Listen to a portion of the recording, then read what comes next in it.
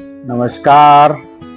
एक बार फिर आप सबके सामने उपस्थित हुआ हूँ बहुत दिनों के बाद एक नए विषय पर चर्चा, या यूं कहें कि हमारा जो टॉपिक चल रहा है सूर्य का, उसी की श्रृंखला को आगे बढ़ाते हुए आज हम बात करेंगे कि अगर सूर्य आपके 7th हाउस में है तो कैसा प्रभाव देंगे।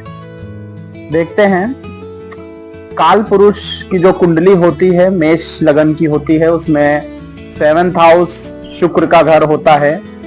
यहाँ पर सूर्य नीच स्थिति में आ जाते हैं, कमजोर स्थिति में आ जाते हैं। और अगर दिन के अनुसार देखा जाए तो सूर्य 7th भाव में आते हैं जब, तो शाम का समय होता है, अंधेरे का समय होता है, तो वहां पर आते हैं सूर्य तो कुछ कमजोर स्थिति में देखे गए हैं। देखिए, अगर किसी जातक की कुंडली में सूर्य 7th भाव में बैठे होते हैं तो ऐसे जातक का मान के चलिए कि सूर्य की दृष्टि लगन पर होती है तो कहीं ना कहीं गुस्से वाला स्वभाव तो होता ही है। अब वो देखना पड़ता है कि किस लगन का जातक है और किस प्रभाव में है वो।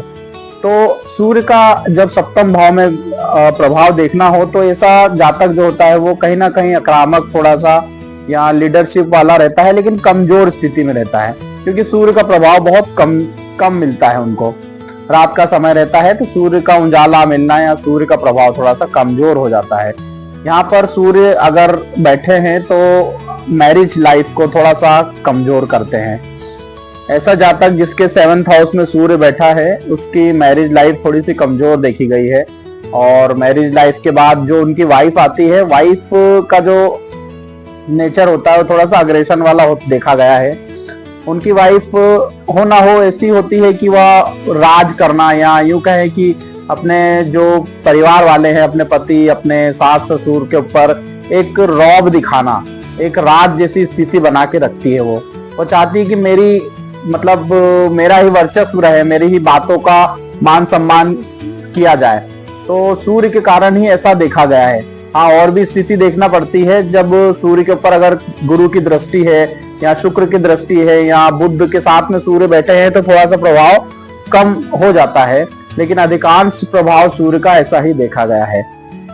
यहाँ पर बैठकर सूर्य जातक को एक अच्छा धन देते हैं। देखा गया है कि ससुराल पक्ष से पैसा मिलता है। हो सकता है कि ऐसे जातक की जो पार्टनर हो या उनकी जो शादी के बाद का जो रिश्ता हो वो थोड़ा सा असमंजस में रहे, या शादी के बाद दोनों के बीच में तालमेल कम रहे, लेकिन जो फाइनेंस वाली स्थिति रहती है वह ठीक ठीक देखी गई है।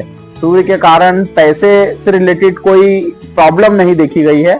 7th हाउस में सूर्य का जो प्रभाव है वो थोड़ा कमजोर जरूर है, लेकिन बुरा नहीं। अगर आपकी पर्सनल कुंडली में अच्छा है सूर्य, या लगन में मान लीजिए गुरु बैठे हैं, या आपका लगन मीन लगन, धनु लगन का है, या सूर्य कारक है, इस स्थिति में देखा है तो सूर्य का प्रभाव थोड़ा अच्छा भी रहता है। अगर उस पर शुभ ग्रहों की दृष्टि है तो सूर्य का प्रभाव थोड़ा अच्छा हो जाएगा, लेकिन एवरेज जो प्रभाव है, या यूं देखा गया है कि सूर्य का एवरेज प्रभाव मैंने जो आपको बताया वो एक मिला जुला प्रभाव होता है।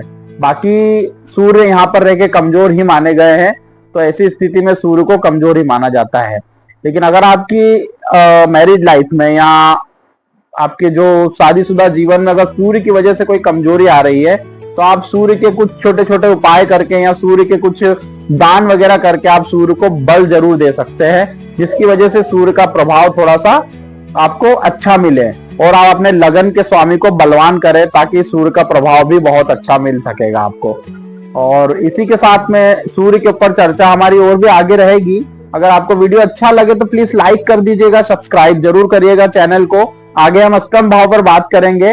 तब तक के लिए नमस्कार।